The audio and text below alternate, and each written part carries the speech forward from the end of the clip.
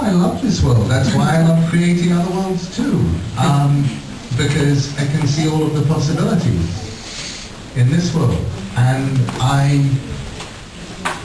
sometimes I just like to try and show people how magical I think this world is.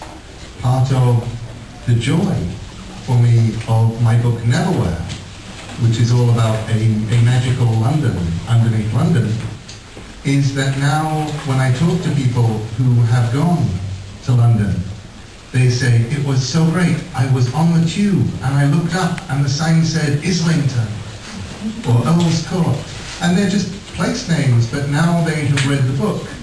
They are place names that have a little magic.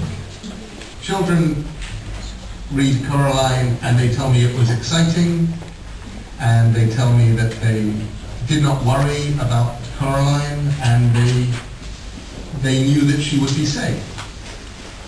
Adults, I have had adults say to me that they finished reading Coraline at 3 o'clock in the morning, and then they walked around the house, turning on all the lights, because they were so scared.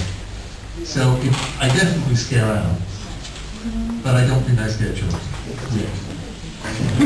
I mostly write in notebooks first. I handwrite where I can before I go onto the computer. So I actually could write the Graveyard Book sitting in a cemetery if I wanted to, but mostly I don't want to.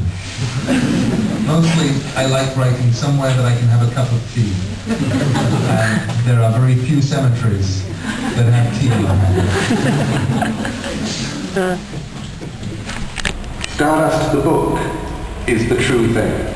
Coraline the book is the true thing. And Beowulf, the story that was written 1,500 years ago, is the true thing. My Beowulf story is just a retelling of the true thing.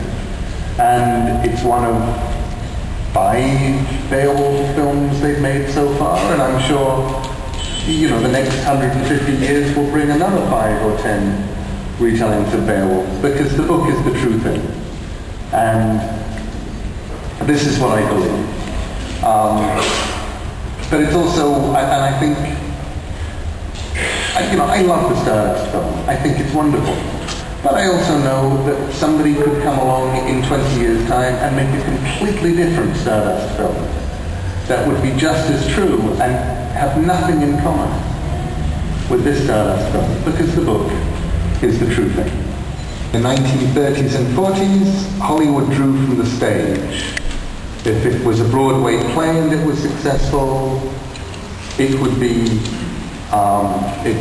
obviously be filmed. A successful crime novel would be filmed because it was easy to take something that already existed and had some success and put it on the screen. The problem for many years was the technology was not up to making a convincing Spider-Man. You could not do a Spider-Man that would have been anything other than very embarrassing.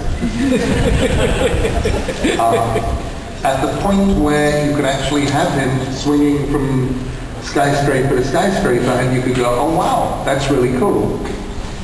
That's the point where when they could do it technologically, then they started to do it, because comics was something else that you had a proved success in.